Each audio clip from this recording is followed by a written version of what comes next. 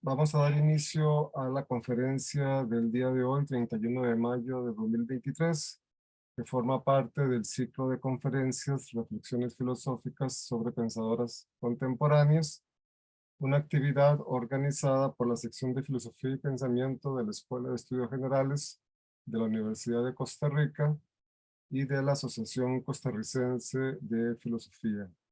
Hoy tenemos el honor de contar con la filósofa y educadora Jacqueline García y su conferencia titulada La visión humanista de la educación en el pensamiento de Marta Nussbaum. La doctora Jacqueline García Fallas es profesora catedrática de la Universidad de Costa Rica. Actualmente es directora del programa de doctorado en educación, directora de la revista Actualidades Investigativas en Educación y vicedecana de la Facultad de Letras. Es directora del Instituto de Investigaciones en Educación del 2014 al 2022. Realizó estudios de doctorado en Educación en la Universidad de Costa Rica y tiene una licenciatura en Filosofía por esta casa de estudios. Ha investigado sobre los siguientes temas: educación en valores y derechos humanos, educación y género, ética y formación profesional, educación y cultura ambiental, tecnologías de la información y del conocimiento, lectoescritura inicial y comprensión lectora, alfabetización mediática e informacional, formación inicial y permanente para profesionales docentes, formación en investigación, epistemología y teoría de la educación, educación técnica y formación profesional, educación superior y posgradual en educación. Actualmente participa en las siguientes redes: Cátedra de Educación para la Paz y los Derechos Humanos, Educando para la Cultura de Paz, el Estado de Derecho y la Democracia desde la Interculturalidad. Red de Educación en Derechos Humanos, Red de Lectoescritura Inicial para Centroamérica, es socia fundadora. Red Kipus es una red docente de América Latina y el Caribe. Red Iberoamericana de Investigación y Formación en Posgrados en Educación. Red de Estudios en Política Educativa y Red de Cultura Ambiental de el CONARE. La doctora García va a exponer su conferencia y luego abriremos un espacio de preguntas. Jackie, tienes la palabra. Bueno, muy buenas tardes para todas y para todos. Realmente quiero agradecer a la Escuela de Estudios Generales y a COFI, primero, que se haya pensado en el desarrollo de esta actividad académica, y segundo, el haberme considerado para compartir algunas reflexiones iniciales sobre el pensamiento humanístico de Marta Nussbaum. Voy a permitirme compartir una brevísima presentación con el propósito de que podamos posteriormente reflexionar sobre algunas ideas de las que ella nos ilustra. Quisiera comenzar con una breve agenda sobre cuál va a ser el recorrido de esta presentación. Lo primero es que me gustaría recordar un poquito quién es ella, cuáles son sus fuentes filosóficas, esto a modo muy general, ¿verdad? Porque el tiempo también para discutir sobre una autora como ella nos podría llevar muchas horas. El concepto de dignidad humana, capacidades y educación, crisis de la educación en el contexto contemporáneo, y detenerme un poquito en la situación de la descripción acerca de la educación superior y las humanidades, para llegar a unas conclusiones o consideraciones finales. En primer lugar, Marta Nussbaum es una neoyorquina, filósofa contemporánea, desarrolló estudios de teatro y lenguas clásicas en Nueva York y posteriormente estudió filosofía en Harvard, y actualmente por lo menos en la segunda mitad, en la segunda década del siglo XXI, es fundamental su participación como filósofa de la educación. Esto en particular, un hecho significativo, la aparición en el 2010 en el Oxford Handbook of Philosophy of Education, titulado Tagore, Dewey y la inminente desaparición de la educación liberal. Este texto es el que catapulta, junto con otros aportes, el lugar significativo que la autora tiene. Dentro de sus fuentes filosóficas, me interesa sobre todo destacar la importancia que tuvo el trabajo que desarrolló con Amartya Sen. Lo iniciaron en la década de los 80 y sobre todo con temas relacionados sobre el desarrollo humano y la ética. Y este trabajo permitió que en forma conjunta teorizaran y postularan el concepto de capacidades, que aclaro, no es el concepto de competencias, como partes constitutivas del desarrollo de un nuevo paradigma económico socioeducativo.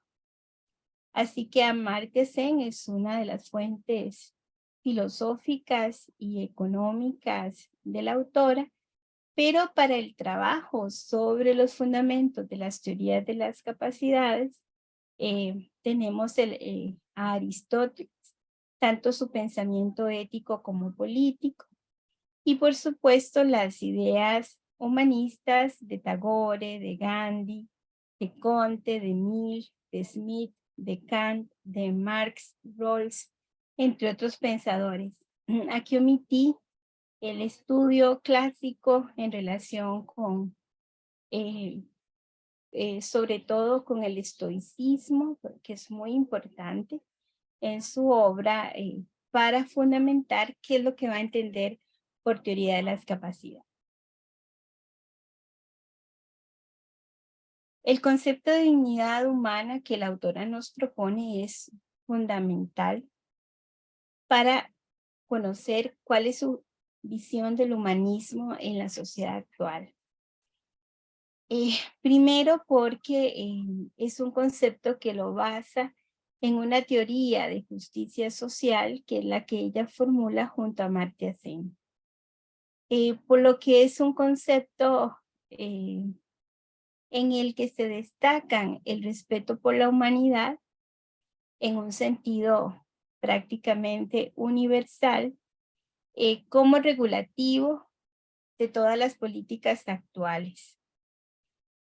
Como tal, también entonces este concepto de dignidad humana sería la base de los derechos humanos y fundamentales que todas y todos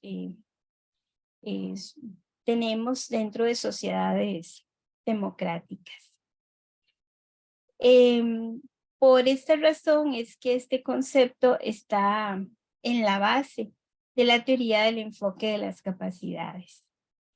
Y aquí muy importante porque centra la protección a los ámbitos de libertad. Y señala la autora que su supresión de la libertad o las libertades implican que la vida no fuese humanamente digna. La noción de respeto también por esto es vital para comprender su concepto de dignidad. Son los principios políticos mismos, dice la autora, los que esclarecen el significado que le otorga a la dignidad humana o a la ausencia de esta. Esto significa que en aquellas sociedades donde no se respeten los derechos humanos, pero tampoco haya condiciones de una vida digna, no podemos hablar de que las personas disfruten de la dignidad de vida y de la calidad.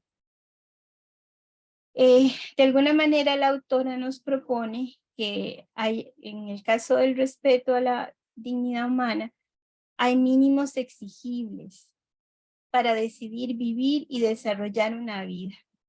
Y este respeto a los mínimos exigibles son fundamentales para entender qué es una vida digna y permitir plantear también un mínimo social básico de justicia. Estos aspectos ilustran también por qué para la autora el concepto de dignidad humana está en la base de la práctica de los derechos humanos. La idea es que la dignidad está unida a las capacidades y que los principios políticos relacionados con estas capacidades, que más adelante las identificaremos, constituyen la noción de vida digna desde el punto de vista humano. Esta visión antropológica está completamente relacionada con la vida práctica, la vida cotidiana de todas las personas en distintos lugares, con distintas creencias, con distintos contextos socioculturales. Por esto es que la idea de dignidad no debe ser tomada solo en sí misma, sino que está acorde a la dignidad humana, constituida por la posibilidad de elegir las capacidades y aplicables a todas las personas por igual, como les decía. Así que cada ser humano, desde esta visión, es un fin en sí mismo.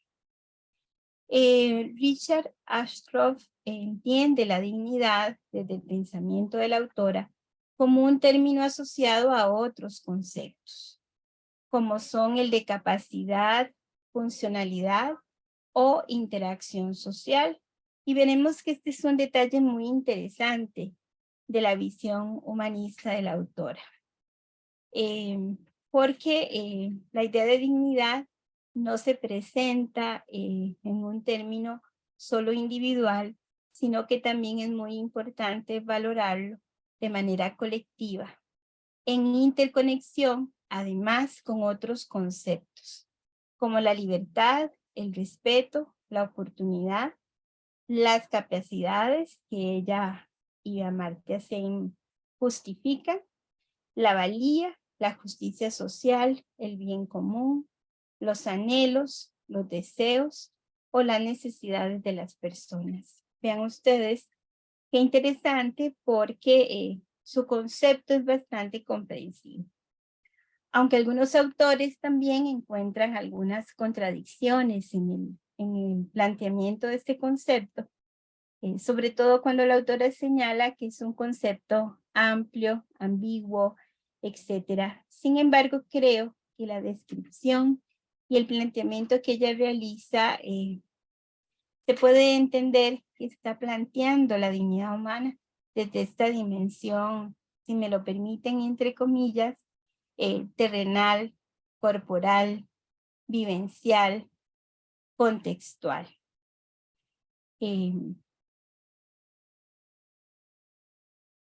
Para la autora, el concepto de capacidades están muy ligadas a la finalidad de la educación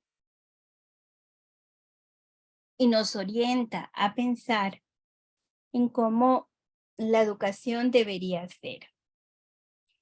Estas capacidades son creadas o potenciadas y distingue por lo menos 3 tipos de capacidades.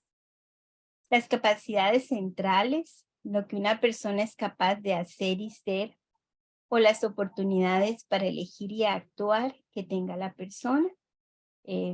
Aquí hay aspectos, capacidades biológicas, también neurológicas, ¿verdad? Que nos permiten tomar decisiones, razonar. Hay capacidades que son internas, en algunos casos aparece la palabra innatas o propias de una persona, como los rasgos de personalidad, la capacidad intelectual y emocional, entre otras características, ¿verdad? Que podrían tener estas capacidades internas. De alguna manera es lo que nos distingue a cada una y a cada uno de nosotros. Pero también menciona un tercer grupo de capacidades que denomina combinadas. y estas se construyen a partir de las capacidades centrales y de las internas. Son de alguna manera capacidades ligadas a las condiciones sociales, políticas y económicas, en las que puede elegirse realmente el funcionamiento de estas. Vean que de alguna manera estas capacidades combinadas nos ponen en un contexto de relación, en un contexto de participación social, política, económica. Nos pone en un contexto de vinculación social, y aquí es recurrente escuchar tanto algunos autores que la analizan como a ella misma el interés de ver al ser humano como un animal político en el sentido aristotélico. Así que estas capacidades combinadas, estas capacidades combinadas reiteran la identidad de todo ser humano.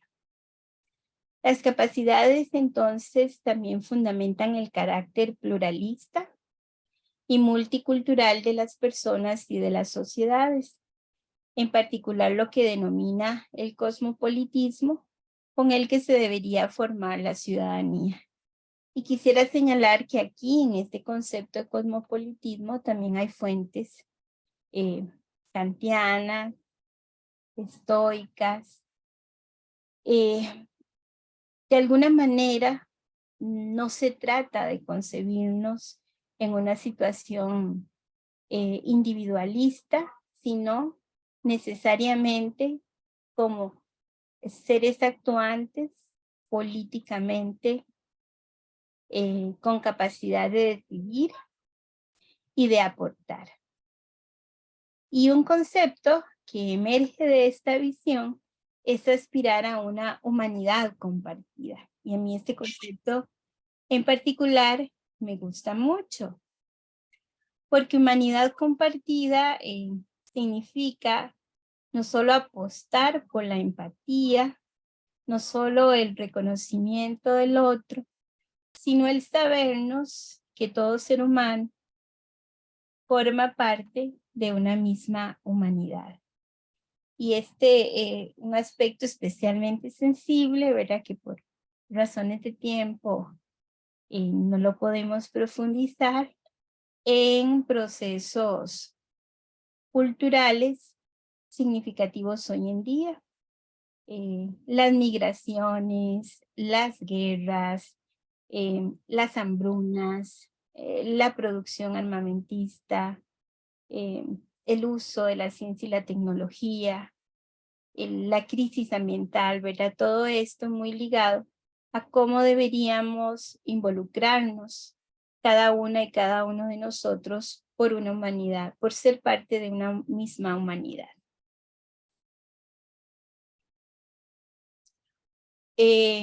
Quisiera mencionar brevemente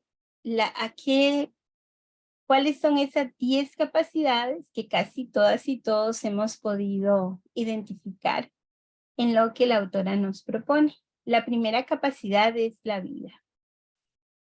Y de manera muy mundana, ¿verdad? Es poder vivir una vida humana en el tiempo que nos corresponda, prevenir, no morir prematuramente, ¿verdad? Para esta autora esto es muy importante, porque también significa velar por nuestra seguridad. Y otro aspecto interesante de esta capacidad es el poder disfrutar de la vida. Otra capacidad es la salud, el poder gozar de una buena salud, incluida la salud reproductiva, la buena nutrición y la seguridad alimentaria. Otra capacidad es la integridad corporal, el poderse mover libremente de un lugar a otro, el estar seguro en espacios libres de violencia, incluida la agresión sexual y la violencia doméstica, la discriminación, entre otros aspectos que limitan y que trastoca nuestra corporalidad. Este es un aspecto que para mí particularmente en educación tiene mucho sentido en términos de los fines de la educación, pero también de las situaciones en las cuales hoy estamos expuestas y expuestos en el sistema educativo.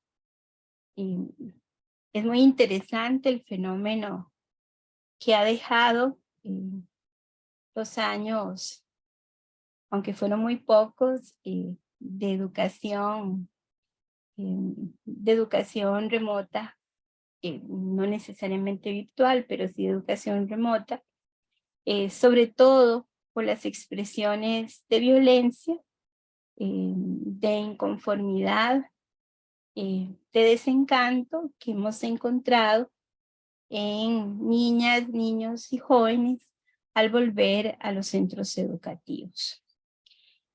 La convivencia, me gusta más el concepto de convivencia que el de violencia, nos afecta hoy por hoy. Y la autora sostiene que esta humanidad compartida debe formarse para poder aspirar a una ciudadanía global. Así que esta parte me parece muy interesante de lo que ella nos aporta. También los sentidos, la imaginación y el pensamiento son capacidades que nos permiten la posibilidad no solo de relacionarnos con el mundo, sino también imaginarlo, pensarlo y razonarlo. Y esto aquí creo que muy acorde con la época actual, pensando en una educación que sea adecuada y de calidad, con aspectos que para la autora son muy importantes, no solo la alfabetización, sino también la formación en conocimientos básicos e incluso en conocimientos científicos y matemáticos, porque veremos más adelante, todo saber es para la autora, y yo concuerdo con ella, es un saber integral, integrador, que permite vincular lo científico, lo artístico, lo filosófico, por las capacidades que las unen en sí mismas. Estas capacidades permiten usar la imaginación y el pensamiento en conexión con experimentar y producir artísticamente. Por eso es que la educación, ¿verdad?, debe velar porque el fin de la persona en el sistema educativo sea apropiarse de sus capacidades, tener los espacios para expresarlas y construir con ellas su propio espacio de vida. Esto yo creo que es muy importante en su visión humanista y en su visión de ser humano. Las emociones son otras capacidades y a mí estas también me parecen muy interesantes, no solo por el apego a cosas y a personas, ¿verdad? Sino también la posibilidad de confrontar el miedo. Y en estos últimos meses he venido trabajando a través de narrativas las expresiones de emociones de jóvenes adolescentes en términos de lo que significó para ellas y para ellos el periodo de la pandemia. Lo que significó el distanciamiento físico de las personas, la incertidumbre, pero anterior a la pandemia, algo que estaba muy marcado en las emociones de nuestros jóvenes y a lo mejor de nosotros mismos, era el temor a la frustración. De alguna manera, una excesiva manifestación de ese temor a la frustración, que hoy por hoy también se experimenta en la sociedad por la crisis económica, por la incertidumbre colectiva que vivimos por los sistemas de gobierno, por las guerras y por darnos cuenta que las consecuencias ya no son solo locales, sino globales. Para mí, la emoción de la frustración es una que se exacerbó con el proceso de aislamiento en la pandemia. La autora opta por el concepto de razón práctica, ¿verdad? No se refiere tanto al concepto kantiano de autonomía. Algunos de sus comentaristas y ella misma señalan que el concepto de autonomía puede estar muy ligado a un discurso religioso. Ella prefiere el concepto de razón práctica como una capacidad y es la capacidad de poder discernir el bien y participar, apropiarse de una reflexión crítica sobre la planificación de la vida. Es una visión moral esta capacidad que permite de alguna forma tener la capacidad de decidir, en construir esa capacidad de decidir, aspecto que a mí también desde la educación me parece central. Si desde nuestros hogares o desde otros espacios sociales no nos acostumbran a tomar decisiones fundamentadas, la escuela es un buen aporte. La escuela o la institución educativa es un buen aporte social para que tengamos argumentos que nos permitan poder razonar sobre la toma de decisiones. Y en eso hace énfasis la autora, ¿verdad? Por eso elige el concepto de razón práctica.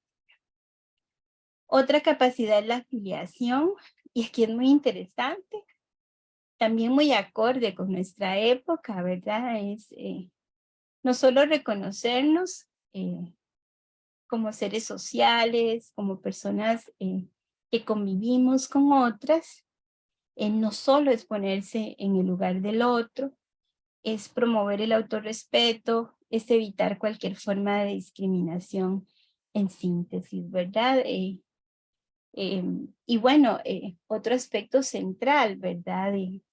En situaciones de discriminación en los centros educativos es un espacio para poder confrontar las realidades discriminatorias que generan prejuicio y perjuicio a las personas. Y no estamos exentos de eso, ¿verdad? Por eso quisiera traer a colación, por ejemplo, la situación vivida por una niña que fue a su centro educativo peinada con trencitas rastas, ¿verdad? Y fue eh, sancionada de alguna manera públicamente por una docente. Este es un pequeño ejemplo, pero hemos visto el crecimiento del fenómeno de bullying. Y no es que el bullying no existiera antes, ¿verdad? Pero ahora es mucho más importante de evidenciar. Yo creo que esa es la forma de poderlo entender para poder asumirlo, confrontarlo y transformar esos espacios y esas situaciones que provocan lesiones físicas, emocionales, psicológicas en la vida de las personas.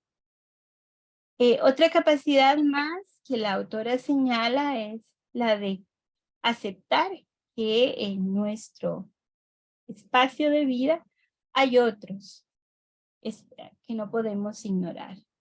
Los animales, las plantas y el mundo de la naturaleza. Y bueno, para mí muy importante porque esta capacidad es reconocer de una u otra manera el derecho al ambiente como un derecho humano. Y creo que es uno de los aspectos en donde también ella es muy innovadora frente a otros aportes.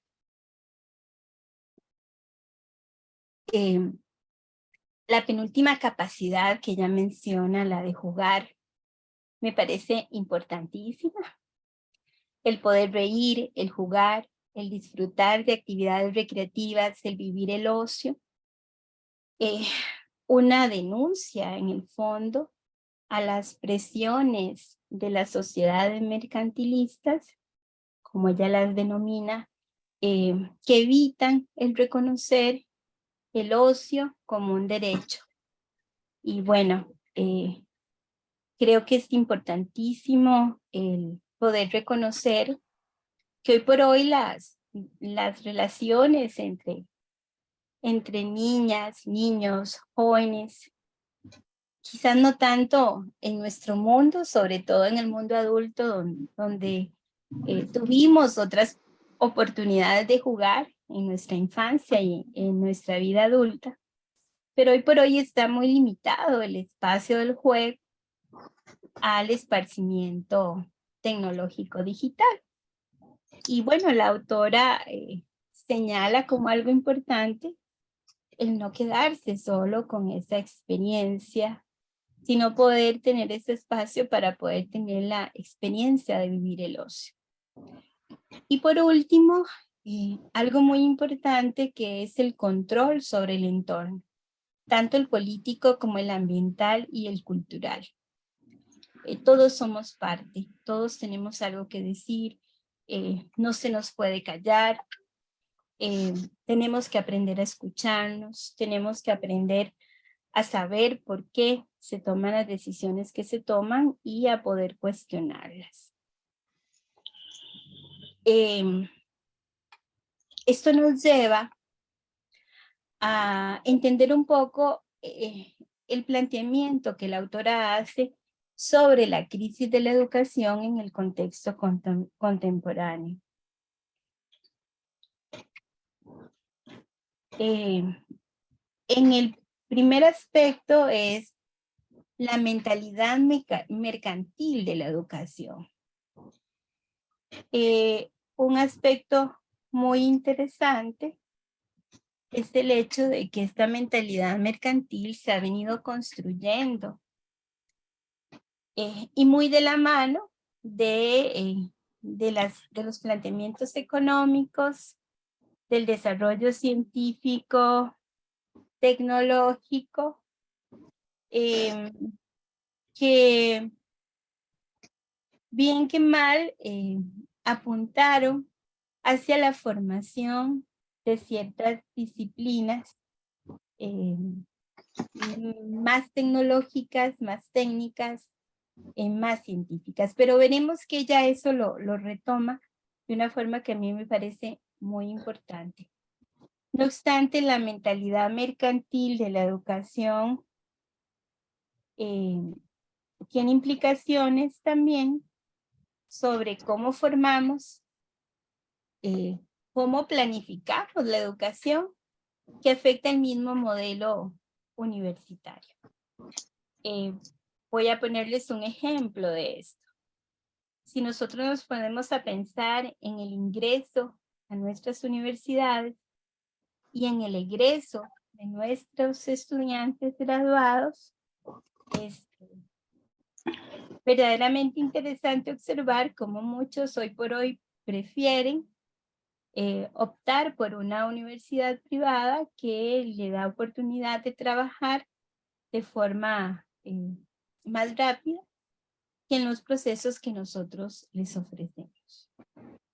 En educación es muy interesante, ¿verdad? En la década de los 80 había un déficit de la profesionalización docente. No obstante, hoy ese no es no es el punto, bueno, voy a decirlo entre comillas, no es el problema en un sentido estricto. Hay titulaciones de docentes en servicio en todos los niveles, desde licenciatura hasta maestría y doctorado. ¿Cuál es el problema hoy? Bueno, dentro de esta misma visión, ¿cómo han sido formados? ¿Se han sido preparados para ser formadoras y formadores?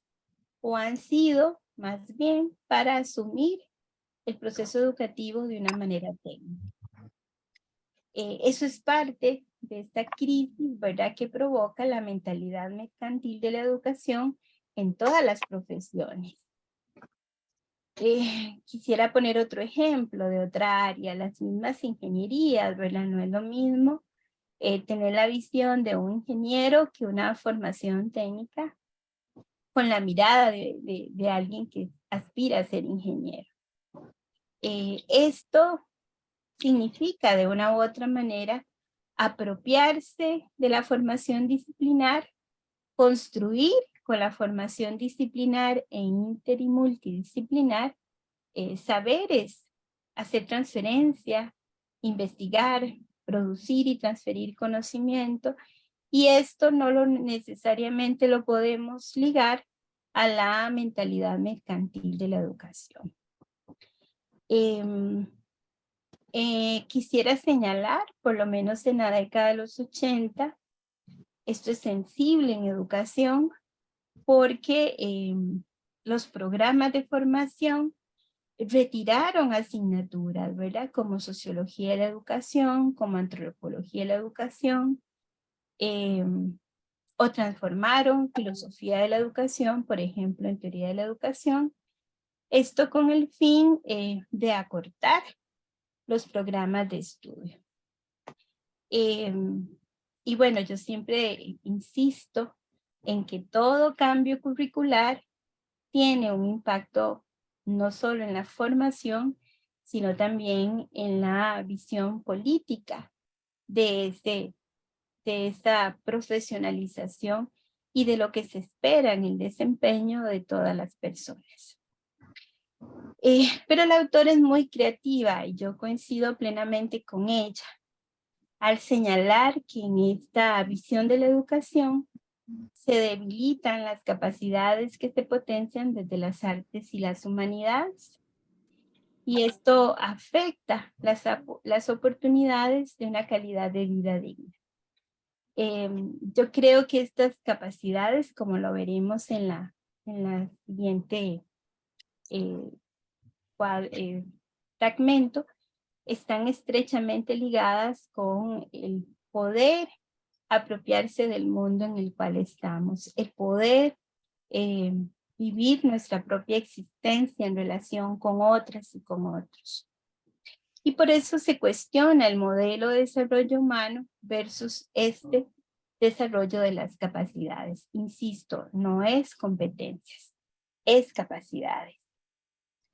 La autora señala que la capacidad para reflexionar sobre las cuestiones políticas que afectan a la nación, la capacidad para reconocer a los otros como personas con los mismos derechos que uno, la capacidad para interesarse por la vida de los otros, la capacidad para imaginar una variedad de cuestiones complejas que afectan la trama de una vida humana en su desarrollo, la capacidad para emitir juicios críticos sobre los dirigentes políticos, la capacidad para pensar el bien común de la nación como un todo, entre muchas otras capacidades, son las que se pierden con el debilitamiento de las artes y las humanidades en la educación.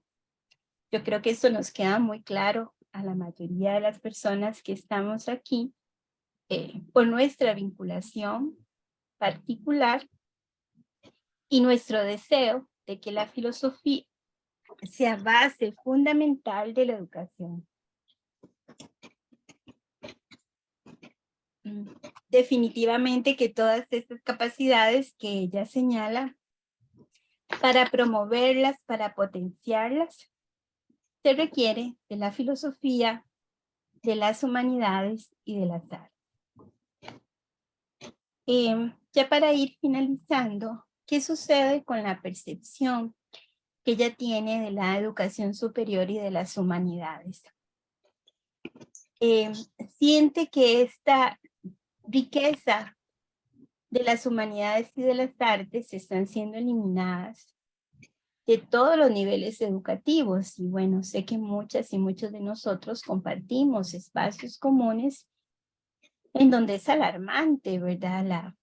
pérdida de la formación filosófica en educación secundaria en países como España, las propuestas en Argentina o en Colombia, ¿verdad? Que de una u otra manera a uno y a una le preocupa en este contexto, porque definitivamente debilita la formación del ser humano. Y quizás uno de los aspectos más interesantes es que se sigue, bueno, yo recuerdo muy bien nuestras primeras clases universitarias en Introducción a la Filosofía, donde leíamos a Láscaris y leíamos el concepto de lo inútil y de lo útil de nuestros saberes. Y bueno, esa sigue siendo una forma de percibir y de prescribir la formación en educación superior. Esto implica, ¿verdad?, que de alguna manera, si me lo permiten, la visión de la universidad Humboldtiana decrece y el modelo napoleónico se fortalece. No obstante, y es por lo menos el caso de nuestra Universidad de Costa Rica, los saberes coexisten, los saberes son parte del crecimiento personal, profesional, económico, cultural y político de una universidad, de un país, de una sociedad y de un mundo. Y algo que me encanta de la autora es que hace énfasis, también lo hemos vivido como profesoras y profesores de filosofía, en el interés que despiertan los saberes filosóficos y humanistas desde la ciencia y desde las ciencias sociales, y cómo estos saberes nutren el quehacer, el pensamiento y la reflexión filosófica.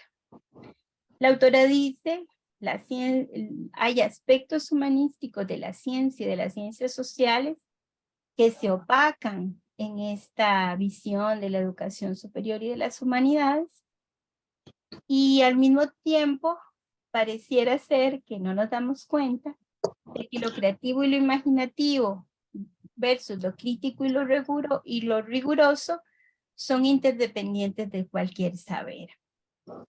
Y eso me parece una forma muy interesante de asumir esta manera de entender las universidades como las nuestras, donde se apuesta a una formación humanista muy rica y sensible. ¿Qué pasa con esto? Bueno, es necesario revisar la formación profesional y en particular tanto la formación inicial docente como las prácticas pedagógicas del cuerpo docente en servicio. Y esto porque en realidad es una cadena. Cuando hablo de formación profesional me refiero a todas las áreas, incluso la educativa. Pero en particular hago énfasis en cómo formamos a las personas docentes y en cómo analizamos las prácticas pedagógicas de ese cuerpo docente en servicio. Y creo que ese es uno de los aspectos que son centrales, no solo para hablar de una educación de calidad, sino también para entender cómo desde estas formaciones podemos propiciar una visión humanista de la educación, con una visión de ser humano similar a la que la autora nos propone, que nos lo ubica en un contexto cotidiano, cultural, con capacidades propias, que se potencian, que se crean, que se construyen, frente a lo que podemos estar impidiendo por el tipo de formación que todas y todos tenemos. Pongo como ejemplo, en el 2019, En el informe del estado de la educación se indica, ¿verdad?, que hay limitación en la formación docente para la lectoescritura y su comprensión. Y el plan de estudio de nuestra universidad fue el que más cursos tenía para formar en este campo. Con base en otro proyecto que se realizó, pudimos identificar que aunque había sido reconocido como el que tenía más cursos, o podríamos decir que ofrecía más herramientas al cuerpo docente en formación para llegar al aula y trabajar procesos de lectoescritura y comprensión lectora, resulta que se hace un análisis de ese plan y decimos, no, faltan otros elementos, ¿verdad? Es necesario mejorar en tales y tales aspectos para garantizar una mejor formación de los profesionales en educación. Por eso este aspecto para mí es central, no podemos obviar. Igual pasa con la formación en las artes y en las humanidades. Tenemos que ver cómo nos formamos, para qué nos formamos, cómo nos vinculamos con la sociedad. Y quiero ponerles un ejemplo porque para mí la política de transformación curricular, educación para una nueva ciudadanía del 2016 evoca de alguna manera la visión humanista de Martha Nussbaum. Se seleccionan 3 componentes básicos de formación para todos los programas de estudio. El primero es ciudadanía para el desarrollo sostenible, una nueva forma de vida, derechos humanos y responsabilidades ciudadanas. El segundo, la ciudadanía global con identidad nacional. Y el tercero, ciudadanía virtual con equidad social. Siempre hago énfasis cuando lo comparto en que esto fue pensado prepandemia. Y el modelo curricular que se propone desde esta política es por habilidades. Y quiero señalar que las personas que trabajaron este modelo curricular no utilizaron el concepto de competencias. Y por eso es muy importante. Las habilidades están muy cercanas a las capacidades de las cuales la autora nos ha hecho hincapié. La primera dimensión curricular son las maneras de pensar. Nótese que estas serían habilidades por formar: pensamiento crítico, pensamiento científico, aprender a aprender, resolución de problemas, creatividad e innovación. En la dimensión 2, formas de vivir en el mundo, ciudadanía global y local, responsabilidad personal y social, estilos de vida saludable, vida y carrera, que este concepto si era novedoso ahora, mucho más en la época en que se elaboró la política, porque es darnos cuenta a todo ese desarrollo personal a lo largo de la vida que todas y todos tenemos. Y es muy interesante, porque eso no había sido considerado anteriormente en ninguna otra política. La tercera dimensión es la forma de relacionarse con los otros, la colaboración y la comunicación. Y la cuarta dimensión, herramientas para integrarse al mundo. Apropiación de tecnologías, manejo de información.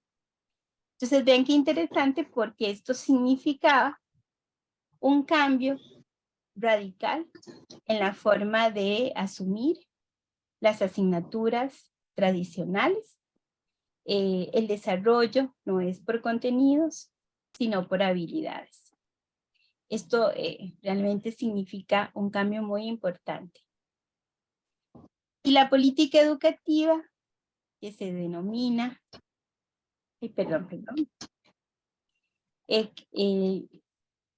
la persona centro del proceso educativo y sujeto transformador de la sociedad del 2017, también se basa en principios que nos evocan la mirada de la educación que hemos planteado a partir del pensamiento de la autora.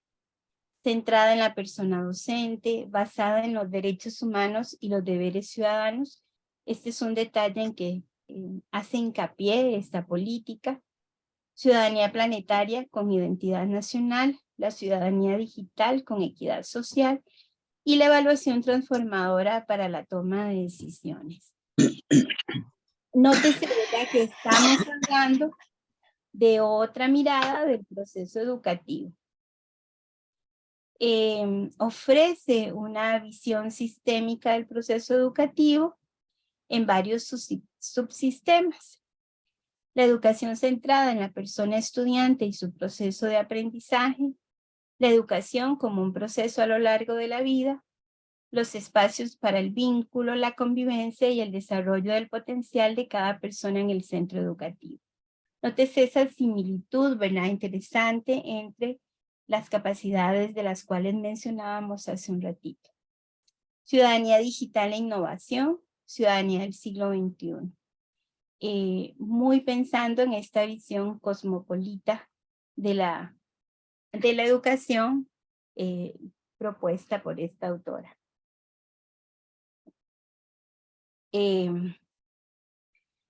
Y algo muy importante, porque para la autora es fundamental, desde 2013 la UNESCO insiste en que es necesario ya no solo enfatizar la alfabetización digital y la reducción de brechas, sino la alfabetización mediática e informacional, insistiendo muchísimo en este sentido. Tenemos que apropiarnos de la información, tenemos que analizarla, tenemos que valorarla, tenemos que hacer un uso ético, tenemos que comprometernos con la información que producimos y que compartimos. Y este es un aspecto muy importante porque también está en la base de lo que la autora nos propone, de lo que podría ser su visión del proceso educativo. Y bueno, imagínense ustedes qué oportuno es este tema cuando en este momento a muchas y a muchos de nosotros escuchamos, pero también vemos todo este movimiento de la posverdad apropiándose del escenario político, económico, educativo, que de alguna manera requiere de que podamos tener personas formadas que puedan, con criterio fundamentado, tomar decisiones. Verdaderamente que la autora estaba pensando en posibilidades educativas desde este punto de vista. Ya para finalizar, quisiera señalar unas consideraciones finales muy breves. La crítica que hace a la sociedad actual y a la visión del ser humano es muy pertinente. Y definitivamente nos damos cuenta de una u otra manera en la sociedad en la que vivimos y en esta visión mercantilista de la sociedad y de lo que el ser humano debe ser. Discusiones actuales nos ponen en evidencia, ¿verdad? Que formamos en la universidad. Me preocupa mucho la visión presupuestaria, a quiénes damos más, a quiénes damos menos. Aspectos estrictamente ligados a la visualización de las personas y que la autora es muy clara en señalar que es tan importante pensar en que el ser humano pueda aportar desde las ciencias sociales, desde las artes y las humanidades, porque hay una oportunidad para ser persona. Sin obviar, ¿verdad? Que como sucede de una visión mercantilista, se cuestiona el que tengamos facultades de ciencias sociales, facultades de arte, de letras, de filosofía, etc. Realmente es una visión que estamos viviendo y sintiendo. Tenemos una visión del ser humano casi pensado en que debe trabajar. No sé si será una nueva forma de esclavitud, pero por ahí lo dejo, ¿verdad? Realmente sin posibilidad de pensar en el ocio, o un ocio muy reducido, ¿verdad? A aspectos muy tecnológicos, tal vez. El debilitamiento de la noción de dignidad, perdón, humana y de derechos humanos, que desgraciadamente hemos visto crecer la discriminación y la violencia, y, y de alguna manera el cuestionarnos o el cuestionamiento que se le hace a la educación desde esta perspectiva mercantilista en todos los niveles educativos, que opaca lo que, por lo menos lo que el modelo de desarrollo de capacidades ofrece, según la autora, ¿verdad? Que nos da la oportunidad de pensar en una educación que permita deliberar, que permita razonar, que permita tomar decisiones, que permita desarrollar capacidades de pensamiento crítico. Yo creo que esta visión de la educación, muy arraigada a los autores mismos de los cuales ella se inspira. Finalmente vemos la pérdida de la democracia y de los beneficios del Estado, y lo vemos de forma muy evidente, tanto a nivel de universidades, que hemos entrado en un proceso de descrédito social, pero también quisiera señalar que esto inició hace muchos años con la desvalorización de la profesión docente. Y sigue, ¿verdad? Sigue en caída esa desvalorización de lo que significa ser docente. El déficit en salud, en educación, en seguridad y en participación ciudadana. Y aquí quisiera hacer énfasis que estos aspectos los vivimos hoy por hoy en en nuestro espacio social, en nuestro país, y posiblemente muchas y muchos de nosotros tenemos criterios muy valiosos sobre las situaciones que hoy emergen en la cotidianidad acerca de estos temas. Con esta reflexión cierro esta conversación y reitero, ¿verdad?, el agradecimiento a la Escuela de Estudios Generales y a COFI por pensar en conocer lo que estas filósofas han pensado, piensan y sienten, en este caso acerca de lo educativo y de su influencia en las sociedades en las que hoy vivimos. Muchísimas gracias. Muchas gracias, Jacqueline, por tu excelente comunicación. Y damos un momento la palabra, ¿no? Abrimos un pequeño espacio para ver si hay preguntas y comentarios. Por favor, se sirven levantar la mano.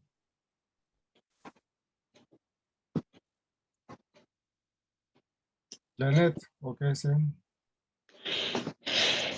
Muchas gracias a Jacqueline por esta presentación de esta filósofa que igual que otras que vamos a tratar y hemos tratado en estas conferencias, han sido portadoras de un pensamiento trascendental.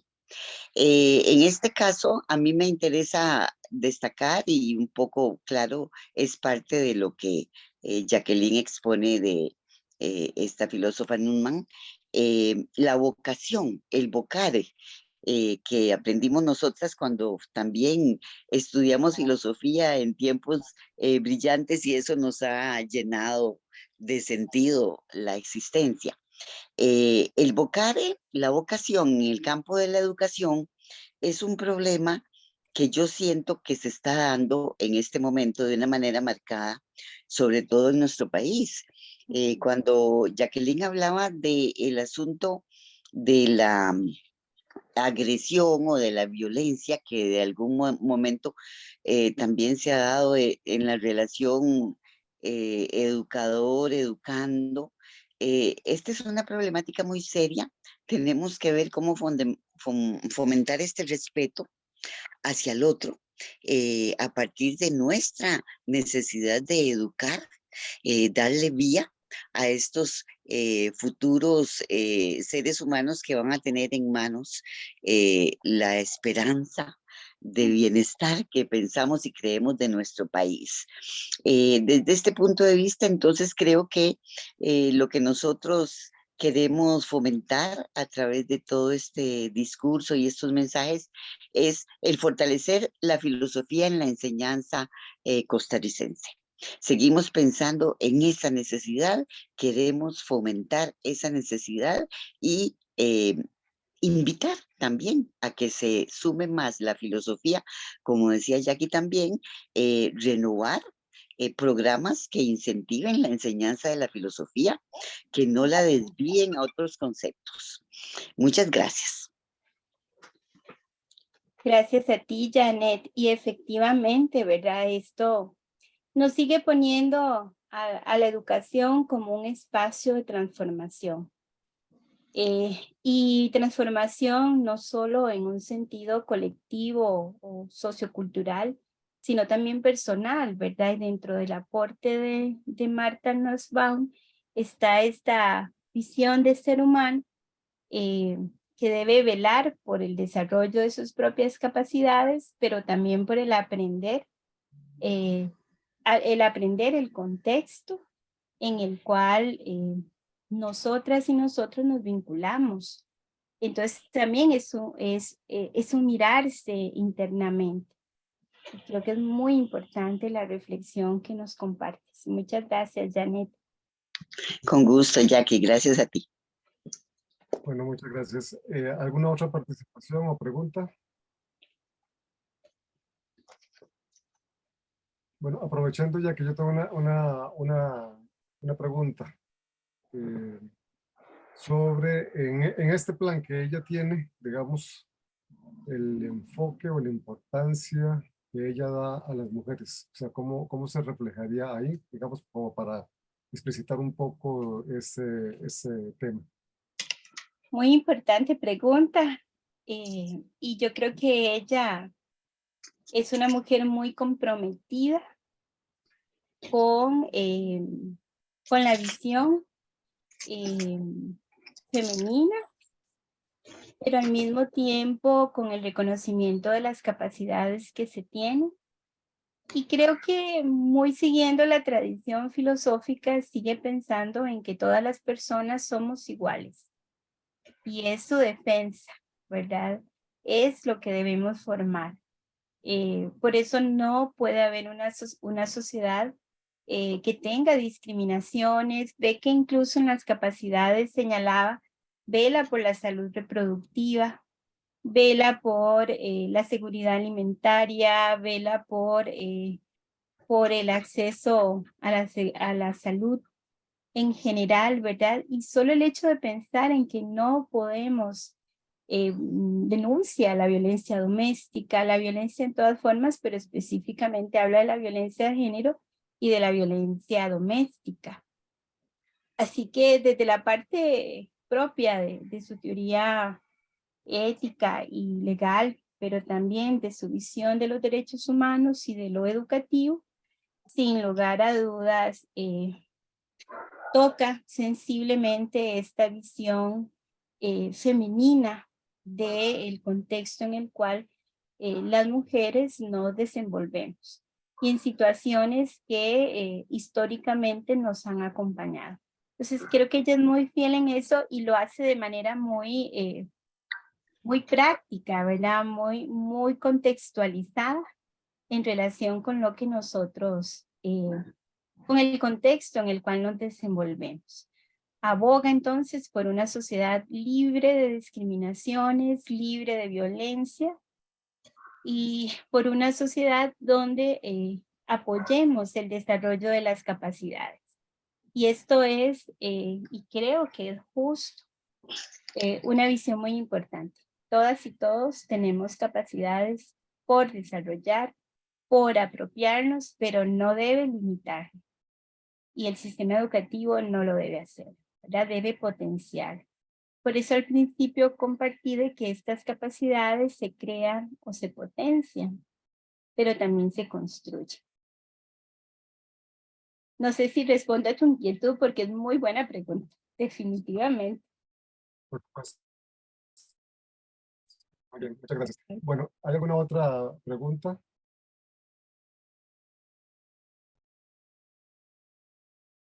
Bueno, si no hay más participaciones, vamos ya a ir dando por concluida esta actividad.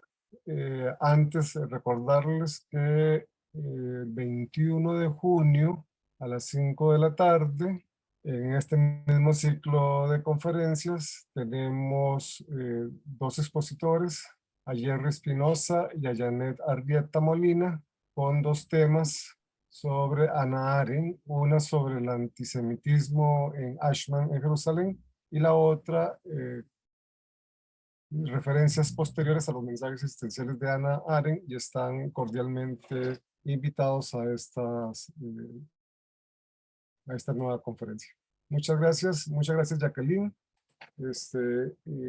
La conferencia va a estar en el Facebook de Estudios Generales y va a ser subida a el canal de YouTube de la Asociación Costarricense de Filosofía. Bueno, buenas noches. Buenas noches, muchas gracias por acompañarme tanto aquí en la sala Zoom, pero también a las colegas y los colegas que están en el Facebook, ¿verdad? Muchas gracias. Bueno, hasta luego, que estén bien.